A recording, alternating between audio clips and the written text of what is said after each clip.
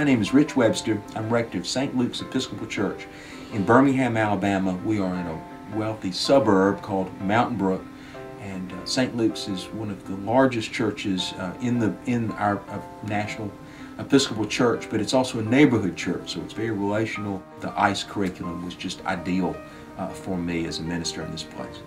It's been fascinating to create a curriculum called Faith and Money at this time. Obviously, we've just gone through the largest economic downturn and a contracting of our economy since the Great Depression, which we didn't know at the time. But interestingly, at every turn, we've been sort of at the threshold of major news events. We were in Washington the week that the economy tanked, and we were talking to people who had their ear to the ground with regards to economic policy. We've been on the floor of the New York Stock Exchange at a time of boom, economic boom, and that was fascinating as we sought to see an intersection between morality and money, and frankly, we didn't find any on the floor of the Stock Exchange.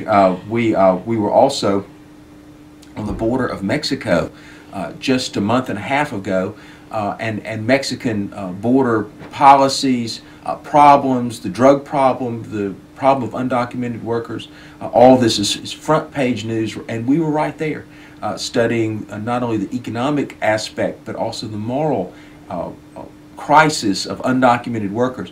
For me, ICE has spun off into a lot of personal journey.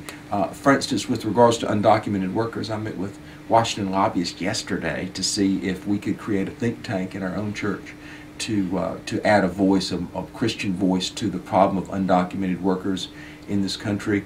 But also, ICE has given me, most importantly, has given me financial vocabulary. Another dimension of what we've done personally, what I've done personally, what we've done as a congregation, is to explore the idea of socially responsible investing, an issue that would have never come up for me or with this congregation had it not been for ICE. What we were able to do from our Washington module is explore the idea of SRIs. On a micro level, it never occurred to me to support micro-lending institutions, for instance. We found, through our Washington module, a credit union run by one woman in the New Rising Star Missionary Baptist Church, and she fights the payday loan industry.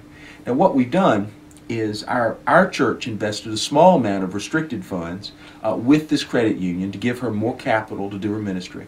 What I've also done, I'm in a Curcio reunion group, which is like an Emmaus walk or an accountability group. We've also made a deposit with the credit union. We've joined the credit union just to participate in the battle against the payday loan industry. But in our own participation in that, we've also now made available, we have an outreach ministry, a preschool. We've made available to the families of these preschool children, which are from the inner city of Birmingham. We've made available this credit union. Ordinarily, they would be living outside the geographical bounds, but now families who live in the Norwood and Watley school areas of North Birmingham are able to access the goods and services of this credit union fighting the payday loan industry, and all because of socially responsible investing. Where it's made the biggest difference in my parish happened beginning in the fourth quarter of last year. When the economy began to sink rapidly and a vast amount of wealth was lost in our community. People were fearful. There was a quiet despair here as people sought to complete their pledge and figure out what they would give next year.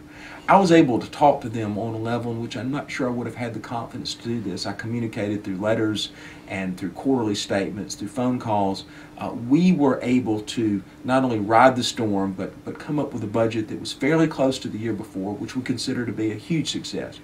I think that calm leadership that came from not only the vestry and the finance committee, but also from the pastor who had the financial tools to address them when they needed, it all came at the right time. And quite frankly, it's a subject that I would have been afraid to touch had I not experienced this already a year and a half of ICE.